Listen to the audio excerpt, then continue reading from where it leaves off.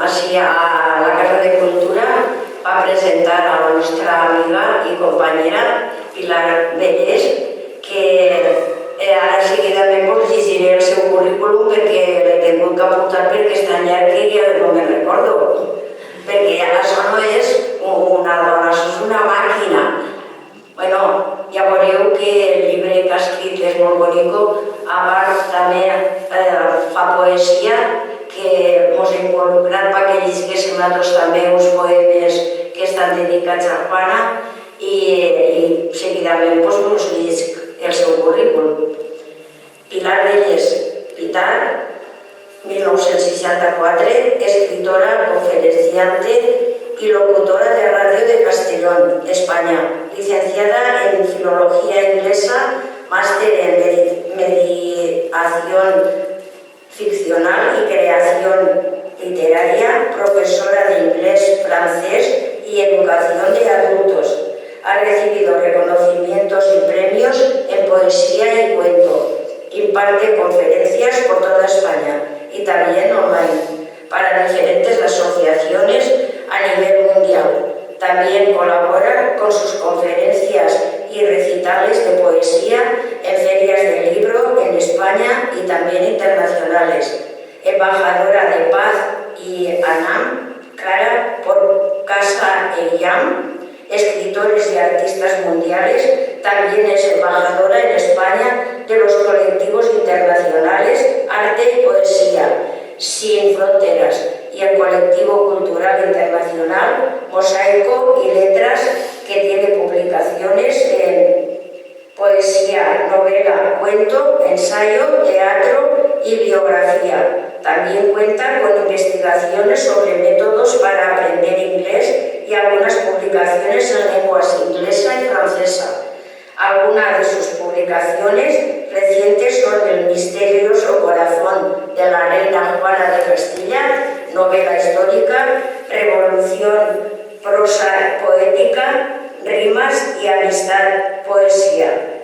Dirige y coordina el programa de radio Satélite Visión y América Visión, encuentros literarios, y organiza e imparte conferencias y recitales, entre otros temas, por la igualdad y contra la violencia de género.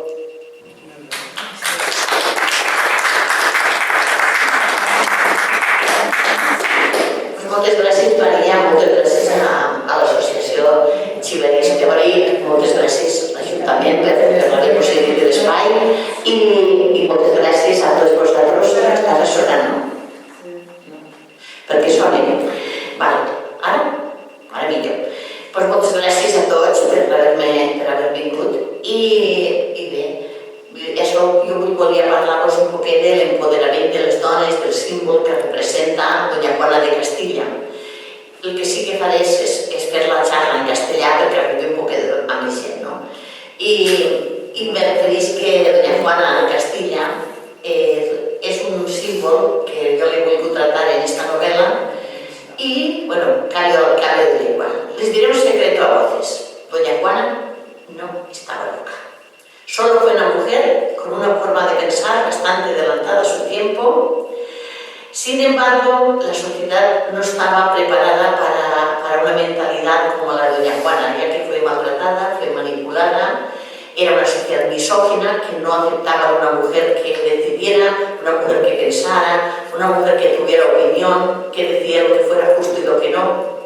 Y ahí chocó. Bueno, hemos chocado muchas personas en ese sentido y nos ha tocado pelear por esa libertad y por esa igualdad, ¿no? Y seguimos peleando.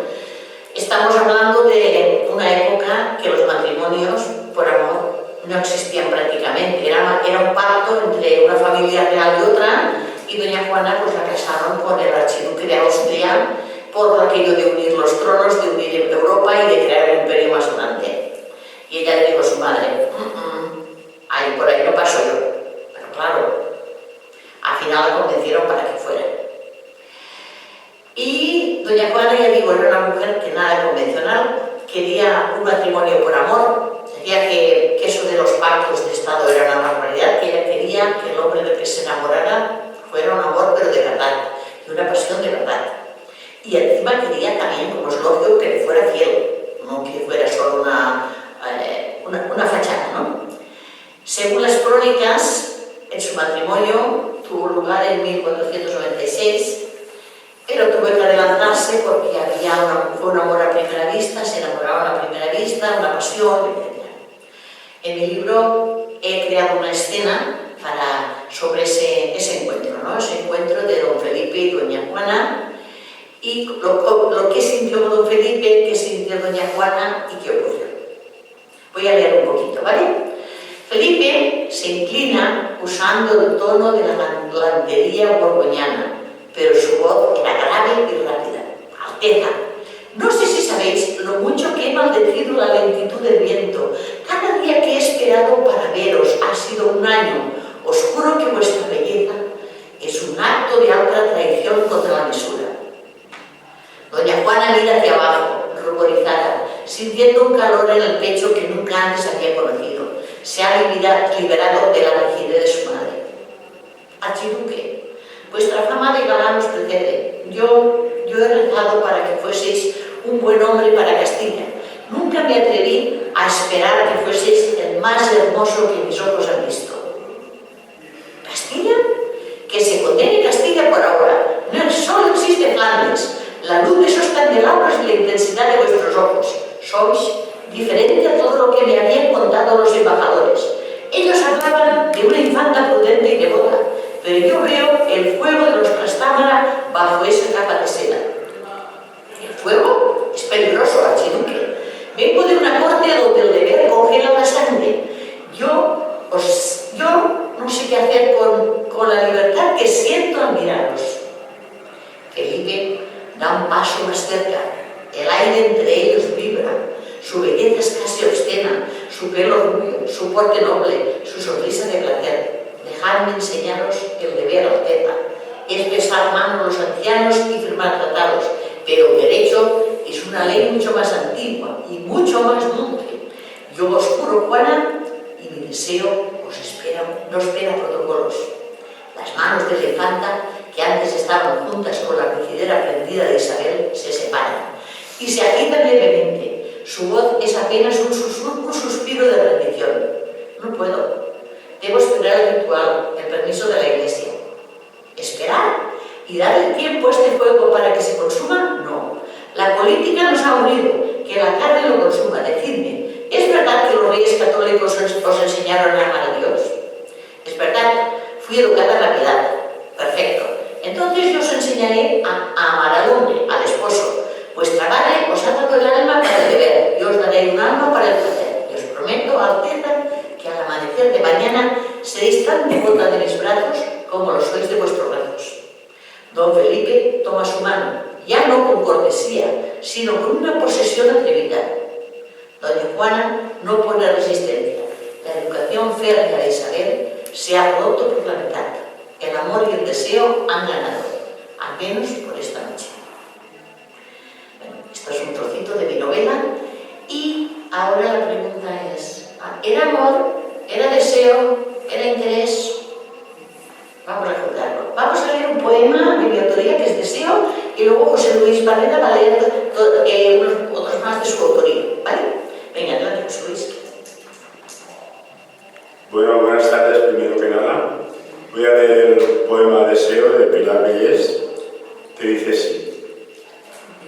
Educada entre la fe y la prisión, ante su embelesadora presencia, aquel deseo ardiente me atacó en un matrimonio de conveniencia. Sin aquella espera protocolaria, el hombre y el deseo me secuestraron. Amar sin las trabas innecesarias, nuestros ardientes cuerpos se encontraron. Infidelidades a flor de piel, fiestas escandalosas en palacio, yo reprimiendo mi corazón fiel, él alejándose de mí despacio. Poderosa reina encerrada y sola, lejos del brillante sol de Castilla, rodeada de adversas crueles olas, intentando dar sentido a mi vida. Callada, reflotando entre deseos, lloro la hipocresía del destino, reprimida entre sueños y recuerdos, tratando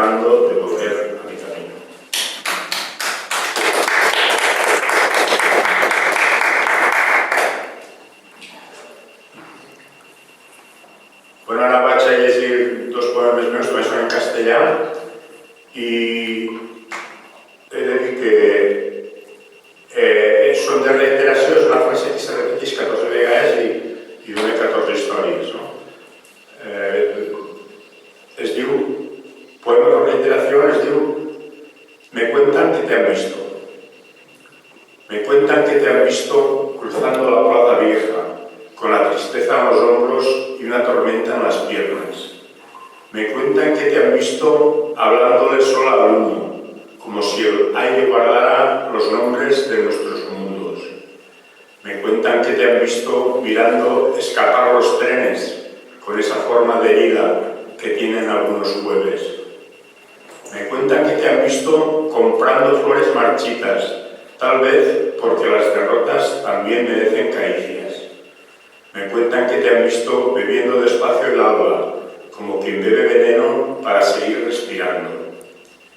Me cuentan que te han visto reírte frente a la lluvia, igual que ríen los locos cuando la vida los tumba. Me cuentan que te han visto debajo del puente viejo, preguntándole a las sombras si aún queda amor en el pecho. Me cuentan que te han visto guardando cartas quemadas, como quien salva cenizas de una ciudad arrasada. Me cuentan que te han visto mirando fijo la luna, igual que miran los náufragos la luz lejana en la bruma. Me cuentan que te han visto con un vestido de invierno, aunque la noche llevaba todo el calor del infierno. Me cuentan que te han visto llorando dentro de un taxi, mientras la ciudad pasaba como un animal cobarde. Me cuentan que te han visto durmiendo en bares vacíos, abrazada a la botella, como se abraza al olvido. Me cuentan que te han visto volver a nuestra escalera, tocando el timbre despacio como quien toca una iglesia. Me cuentan que te han visto y yo hago como si nada, pero desde aquella noche ya no duermo, ya no vivo, ya no pasa la mañana.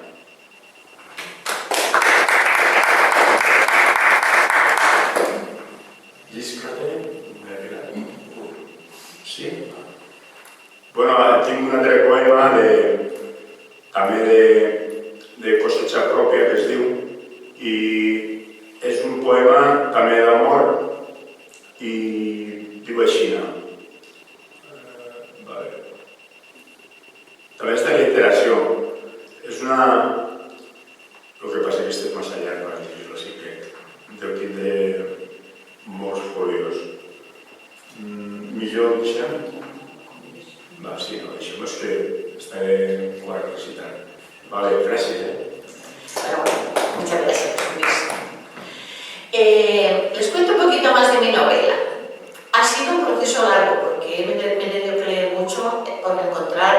Yo quería saber un poquito cómo pensaba la reina Juana de Castilla.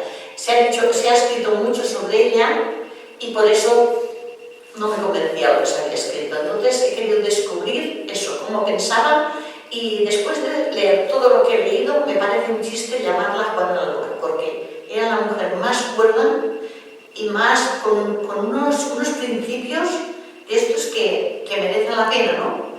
Y es frente a la manipulación y la avaricia de los gobernantes de la época, que solo querían el trono, el dinero y quedarse con el poder y el dinero y explotar al vecino para anexionarlo su reino y aprovecharse. Ella era una reina íntegra.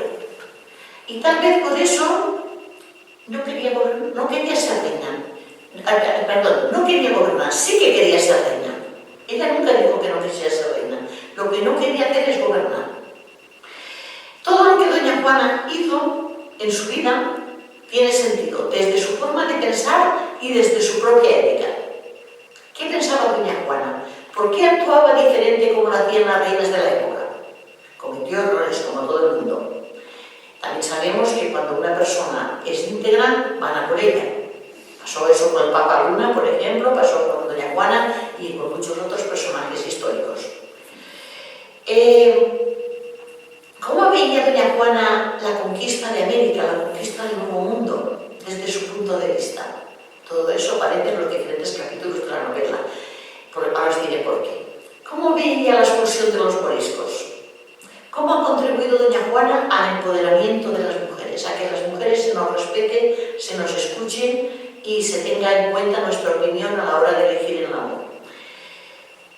Todo esto se responde de la novela, pero voy a presentaros a la parte de atrás a dos personajes que son los que llevan la novela todo el tiempo, que son el trovador y la escritora. Y voy a leer cómo se encuentran el trovador y la escritora, ¿vale? Dice: el silencio del despacho de Margaret solo se veía interrumpido por el zumbido eléctrico de su ordenador. El silencio, el rítmico pasar de las hojas de un facsímil sobre la Agencia de Castilla. En la pantalla, un cursor parpadeaba con la insistencia del latido esperado una frase que Margaret no se sentía capaz de escribir. ¿Dónde está doña Juana?, susurró frotándose los ojos. ¿Qué pensaba cuando el cerrojo echó al resto del mundo fuera? Necesito viajar en el tiempo. Al abrir los ojos, Margaret se quedó paralizada. El despacho que se sabía de memoria había cambiado. En el rincón más oscuro, junto a la estantería de los clásicos, la penumbra se quitaba de forma extraña. Un brillo metálico, frío y ondulante, atrajo su mirada. Allí, apoyado en la pared, apareció un espejo. No era un espejo de cuerpo entero del pasillo. Este era un objeto de otro tiempo.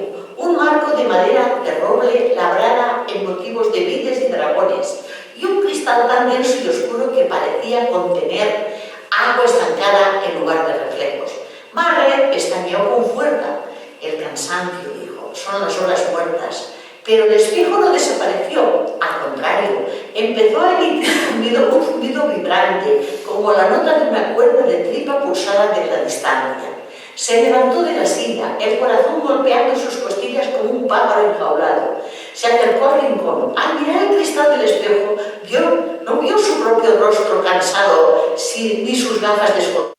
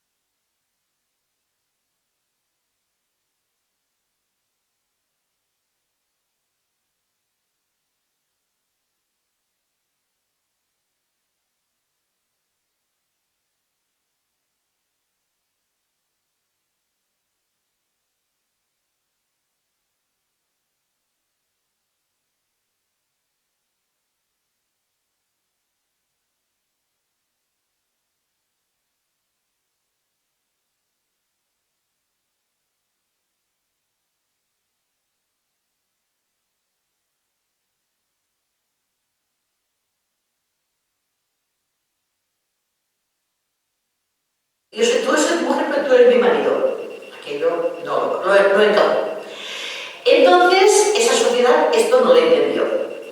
Y no supo, yo pienso que tenía muy buenas ideas, pero tenía poca picardía. Porque tuvo que, su madre, por ejemplo, la reina Isabel, pensaba igual que ella, pero jugó sus cartas de otra manera. Juana tenía muy buenas ideas, pero de alguna manera él también era un poquito inocente y no jugó sus cartas como para salirse con la suya. No combinó esa inteligencia y corazón, no lo combinó bien. Felipe efectivamente era muy guapo y lo apodaron el hermoso, y ella la apodaron la loca. Y decir que eso es muy falso, porque ni ella estaba loca ni él era hermoso. Él era en realidad un mujeriego y un maltratador psicológico. No era, no. Pero claro, eso lo vemos en el siglo XXI. Estamos en el siglo XVII. Es indignante que una mujer que exige fidelidad a su marido la tachen de loca, pero en aquella mentalidad eso ocurría.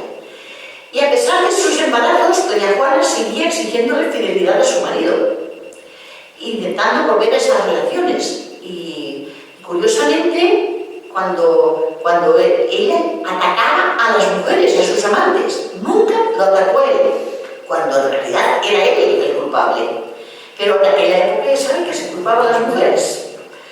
Era lo típico, y bueno, ella de alguna manera, por mucho que se arregló contra la época, cayó en los tópicos de la época.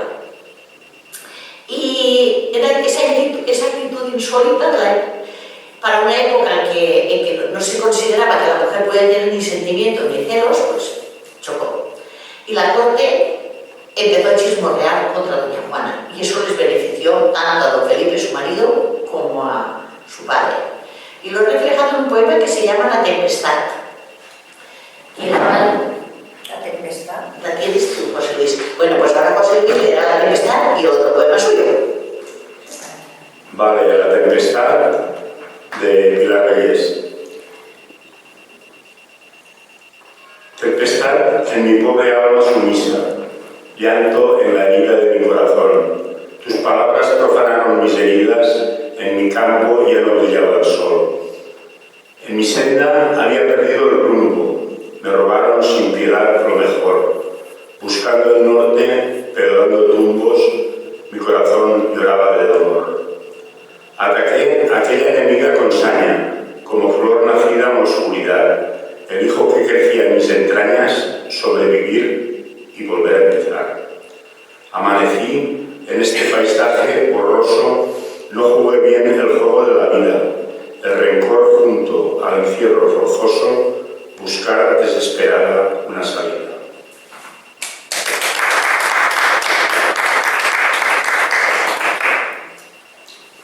¿Ves? Sí. ¿Vas a leer otro poema? Sí, m'animo, me llanço. Es diu Canción de Amor, estilo Bukowski. Este és ja l'he comentat, ja el coneixeu així, és un home americà que és un poeta del 80, de la dècada dels 80. Entonces la corriente que impera en poesía el realismo sucio, y esto también, pues francamente, tenía el arte una cosa fea, ¿no? O vamos, que todo lo que es feo, era roín, era grosero, pero bueno, era la moda y hay veces adaptarme al seu estil. La tituló Canción de Amor Bukowski. En la calle del Puerto Viejo, donde el vino olía a sal, vivía Clara la gitana, reina rota del local. Tenía los ojos verdes de quien ha llorado más y una sonrisa que escondía media vida criminal. La crió una madre enferma, entre hambre y humedad, y un padrastro de cuchillo, bestia negra del portal. Una noche de tormenta, cuando apenas era un pan, le rompieron la inocencia contra un sucio colchonal. Nadie vino, nadie dijo, nadie quiso preguntar, y aprendió que en este mundo la ternura llega mal. A los 15 ya bailaba en el club del Barrancal, entre marineros borrachos y humo de tabaco negro ilegal. Los hombres tiraban monedas como quien compra piedad, pero Clara solo soñaba con que alguien la fuera a mirar. Y una noche entró Mateo, recién salido del penal, con la barba de los presos y silencio de funeral. Había matado a un cacique por defender a su mamá y pagó 7 inviernos viendo pudrirse la edad. No llevaba ni duro, ni futuro, ni lugar, solo un corazón cansado de pelear y fracasar. Pero al verla en el escenario, algo empezó a temblar, como tiemblan los milagros antes de suceder mal. Ella cantaba despacio, él no dejaba de mirar, y entre copa y madrugada aprendieron a respirar. Mateo le llevaba flores que robaba del hospital, y ella escondía en sus bolsillos cartas llenas de ansiedad. Dormían juntos abrazados mientras sonaba el vendaval, como dos niños perdidos que se tienen que salvar. Y por primera vez Clara supo lo que era besar, sin venderse por monedas, sin miedo, sin negociar. Pero el amor en los pobres siempre dura la mitad. Quedó Clara embarazada cuando empezó a mejorar y Mateo trabajaba descargando en el canal. Juraron irse muy lejos, comprar un pequeño bar, poner música en la radio y aprender a descansar. Pero el dueño del prostíbulo, don Ramiro el criminal, no perdonaba a las chicas que intentaban escapar. Una noche mandó hombres para hacerle recordar que las putas no se marchan si alguien deja de pagar. Reventaron a Mateo contra el suelo del local y a Clara, entre 4 sombras, la volvieron a destrozar. Después vino la policía, la mentira y el jornal. Prostituta conflictiva, camorrista, mala mujer de arrabal. Mateo acabó en prisión por volver a pelear y a Clara le quitaron la criatura al despertar. Le dijeron, ha nacido muerto, no preguntes más, pero un llanto atravesaba los pasillos del hospital. Ella supo aquella noche que le habían robado más que la sangre de su cuerpo. Le arrancaron la verdad. Pasaron ya años enteros. Clara volvió a cantar, con la voz llena de humo y maquillaje fatal. Los hombres seguían viniendo, las putas seguían igual, y Mateo entre barrotes escribiéndole al penal. Cada carta era un poema de dolor y oscuridad. Cuando salga, iremos lejos, todavía puede cambiar. Pero la vida se ríe cuando escucha planear. Mateo murió en la cárcel por defender al chaval. 4 presos lo dejaron desangrándose detrás de la cocina mugrienta del bloque del aislamiento penal. Y esa noche Clara supo que no podía más. Se pintó los labios rojos, se puso el vestido azul, el mismo de aquella noche cuando aprendió que era luz. Subió lenta al escenario, nadie sabía qué anunciar, y cantó como las locas cuando quien se va a matar. Cantó de hijos robados, de mujeres de burdel,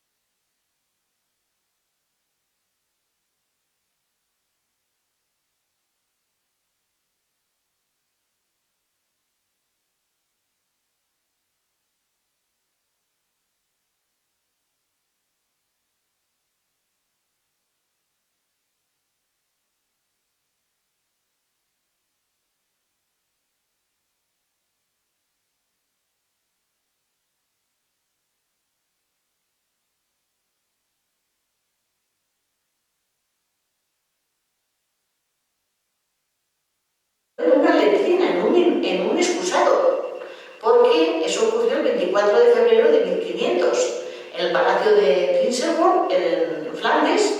Estaba doña Juana, que estaba allí en la fiesta, se fue a la fiesta porque no quería que su marido se fuera solo, para evitar que tuviera líos de faldas, y ella estaba embarazadísima, vigilando a su marido.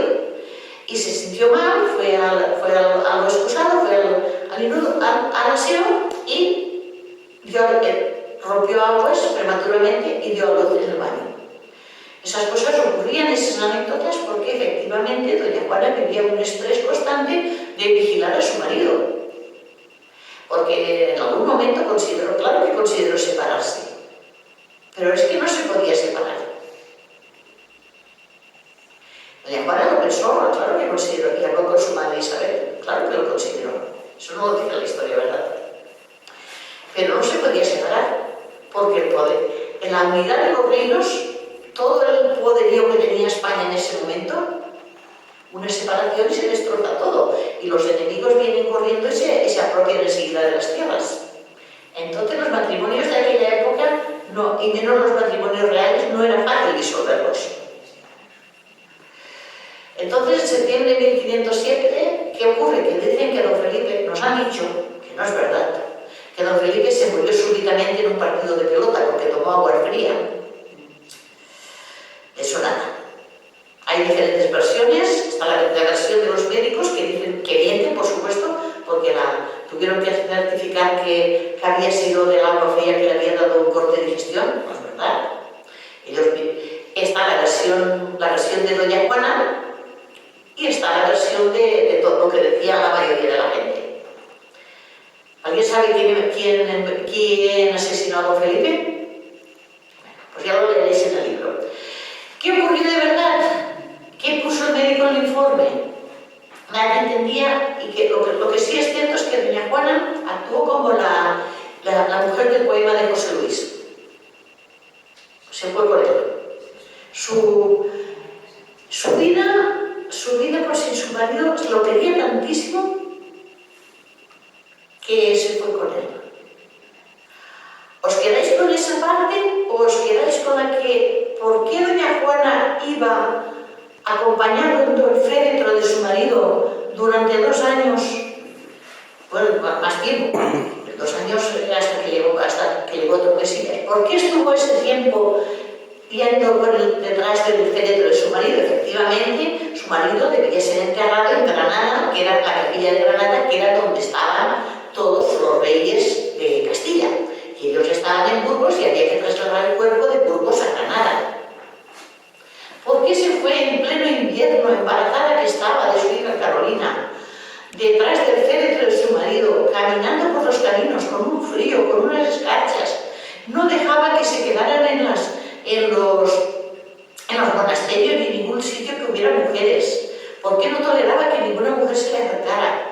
Eso es un comportamiento que la verdad de los cielos después de muerto, pero para ella tenían sentido.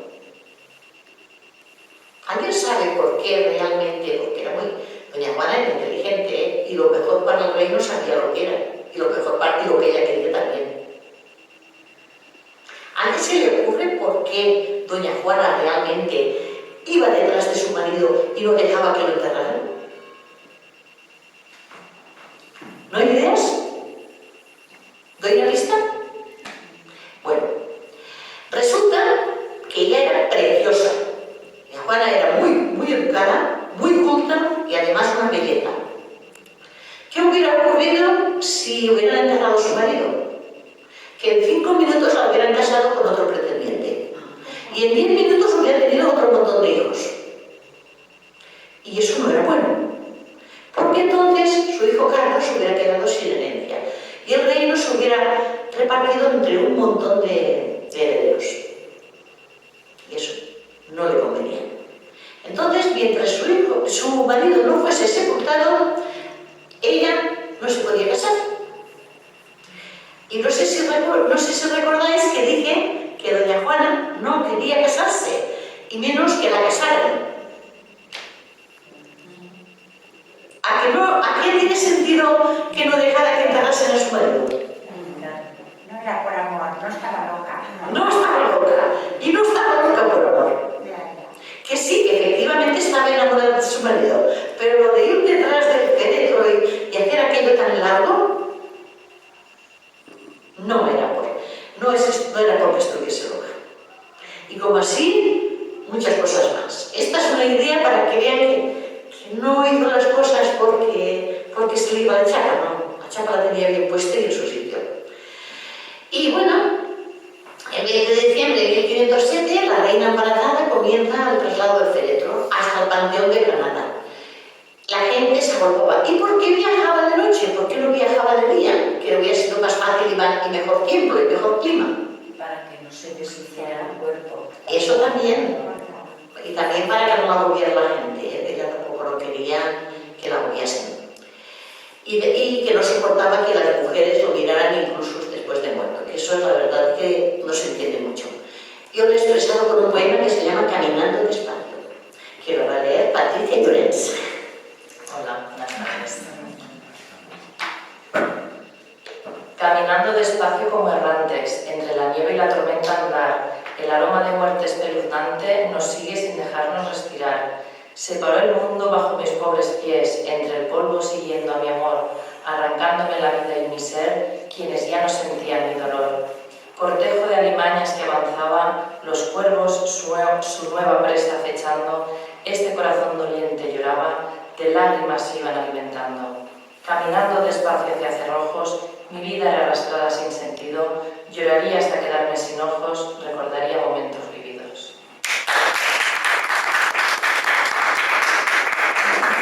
Bueno, estos poemas están a la parte de atrás del libro, siempre cada novela que publico incluyo unos poemas, porque normalmente me piden la gente leer un poquito también, participar en la chapa.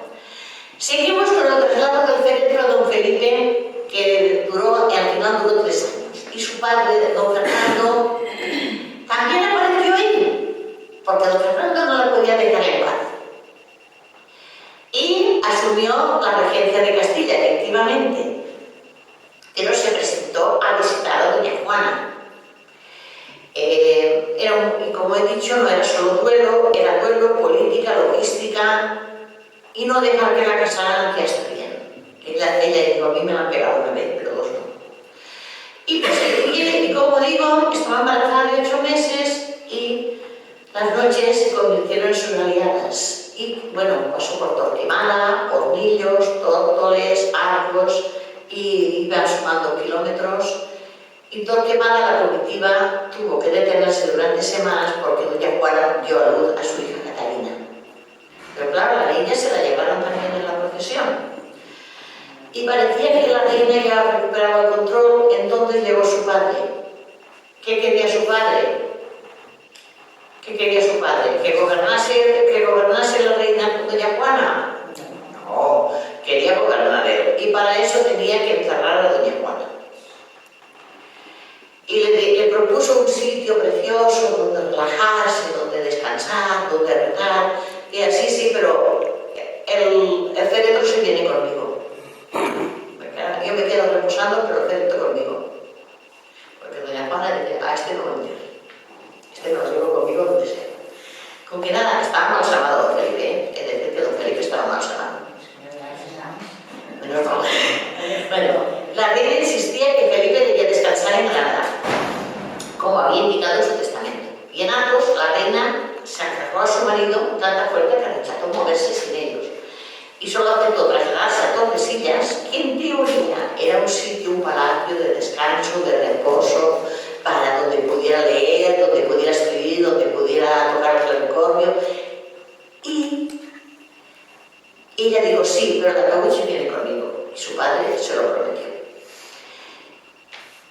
Que ese lugar de sosiego de Tordesillas, donde podría alojar a su corte, al féretro, y reposaría en una capilla que había junto al palacio, y ella podría visitar a diario.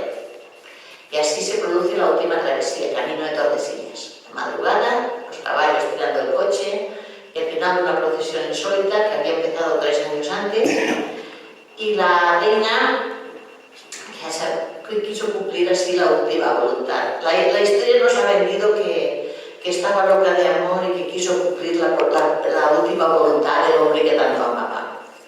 Yo no me lo acabo de creer.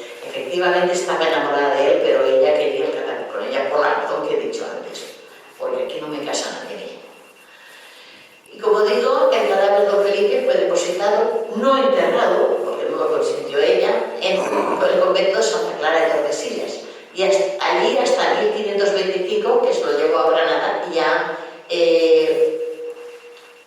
va más tarde. Total, un entierro de don Felipe duró 19 años. En época de su... Entonces, allí están sepultados en la Capilla Real de Granada el rey Isabel de Castilla, Fernando de Aragón, Felipe el Hermoso, y también más tarde podría el cuerpo de doña Juana de Castilla y su sobrino Miguel. Bueno, un poema que se llama La Verdad, que he compuesto con este motivo, lo va a leer María Vidal.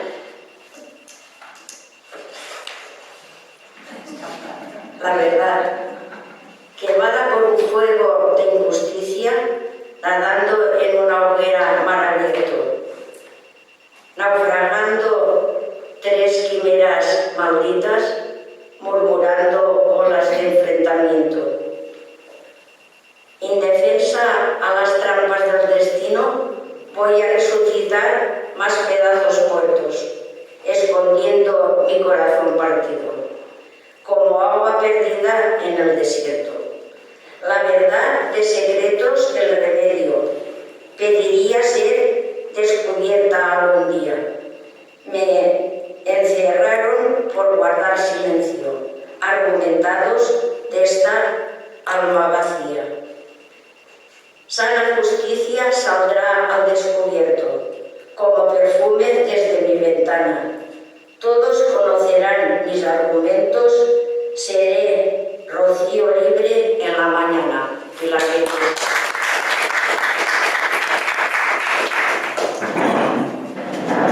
Bueno, pues lo he dicho.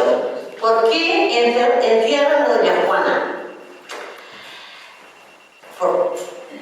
Porque, vamos, el padre de Luis de Aragón decidió encerrarla en el castillo de Tordesillas para proteger su reputación.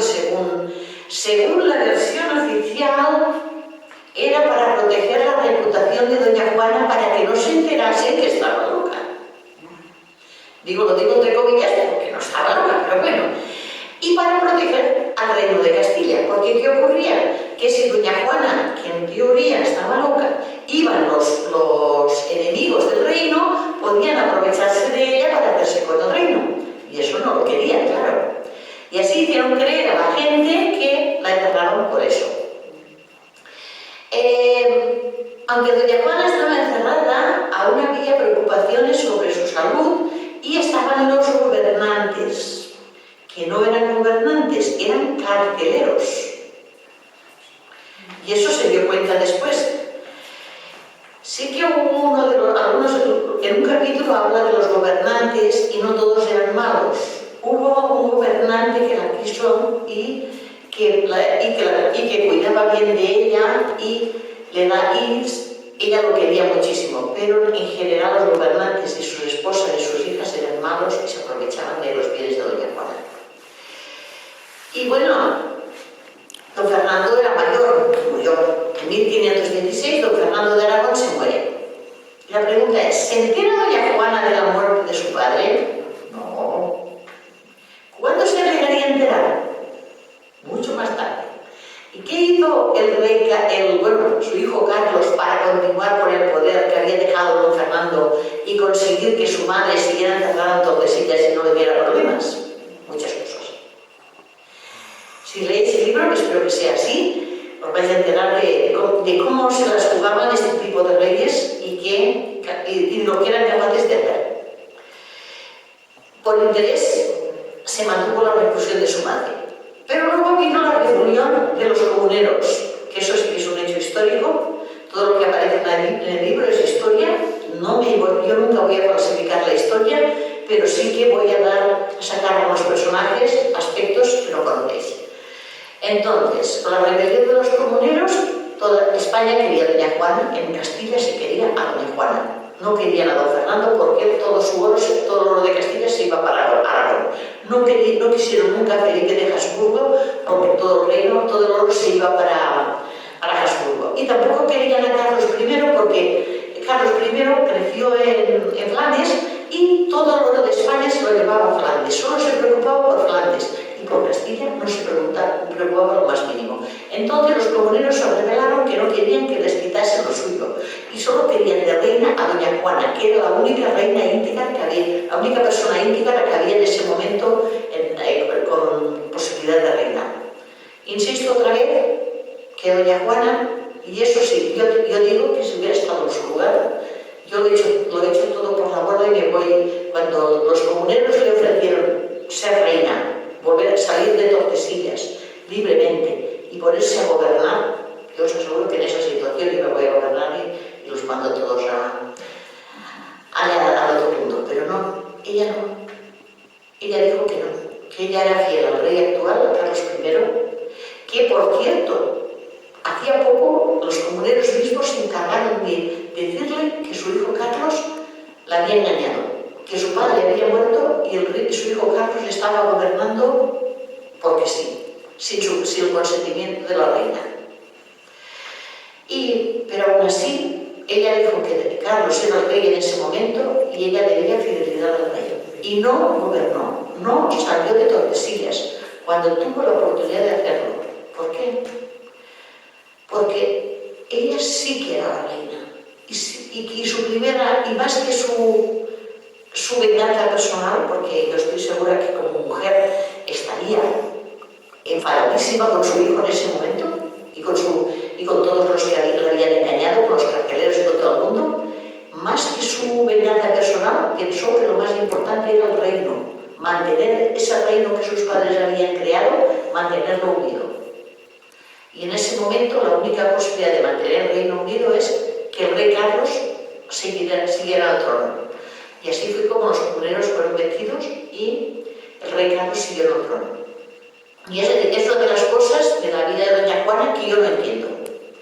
Está claro que desde nuestra mentalidad hubiéramos actuado de otra manera, pero ella en ese momento dijo, no, la unión del reinado primero que nada. Y se lo enseñó en este momento su hija Carolina, que era pequeña, le enseñó a su hija Carolina lo que debe hacer una reina. Y su hija Carolina la educó, a pesar de estar encerrada, tenía a su hija Carolina con ella y le enseñó todos los saberes, a pesar de no tener profesor, de estar ella sola con su hija.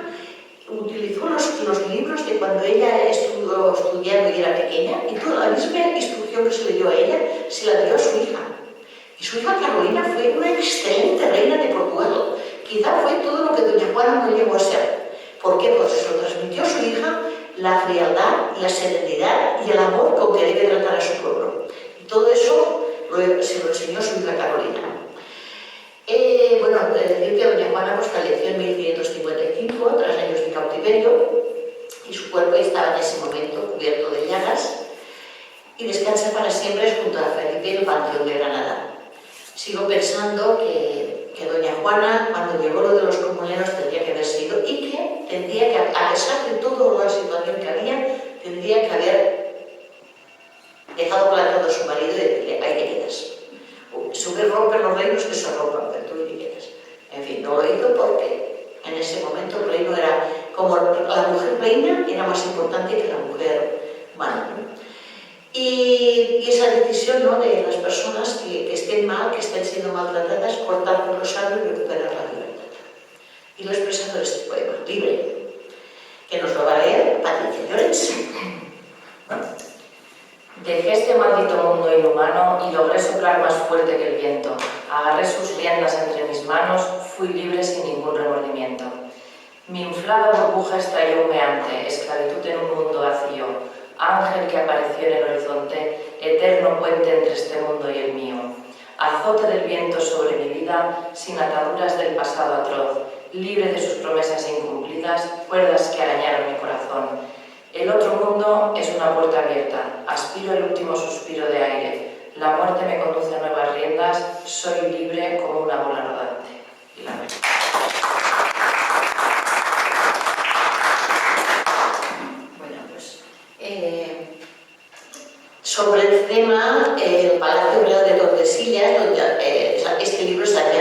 histórico, porque el Palacio Real de Tordesillas, donde doña Juana I de Castilla vivió confinada durante 46 años, entre 1509 y 1555, era una austera construcción de 2 niveles de patio situado en la iglesia, entre la iglesia de San Antolín y el monasterio de Santa Clara, con vistas al Duero. Hoy en día el edificio ya no existe, fue derribado en 1773 y cambiaron su trazado urbano, ¿no?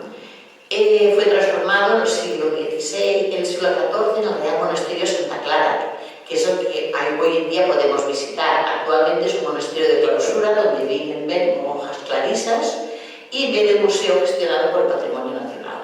Es museo y convento. Y se conservan algunas estancias del Palacio Mudéjar original, los baños árabes, la iglesia gótica y los patios. Y esta novela narra escenas de la vida de doña Juana, que es un testimonio de la época y la historia desde los reyes católicos hasta Felipe II.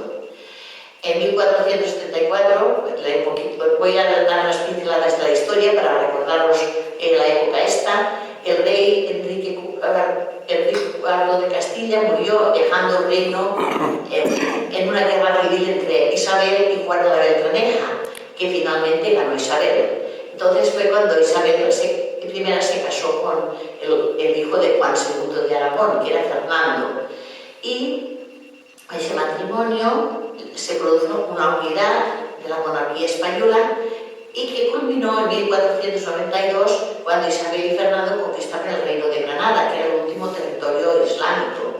Y también vino la conquista de América, de la que hablo también en el libro, y la opinión de doña Juana sobre ello. Si recordamos un poco las dinastías españolas, tenemos primero la dinastía de los Trastámara, que es Isabel I, Fernando II de Aragón y Juana I. Y luego vino la de Habsburgo, que empezó con el Felipe I, Felipe el Hermoso, luego Carlos I, Felipe II, Felipe III, Felipe IV, Carlos II, y luego vinieron los Borbones, Felipe V, Luis I, Felipe V otra vez, Fernando VI, Carlos III, Carlos IV y Fernando VII, y ahí vino la invasión, la guerra de la independencia, que vino Napoleón metió su hermano José de Rey, ¿no?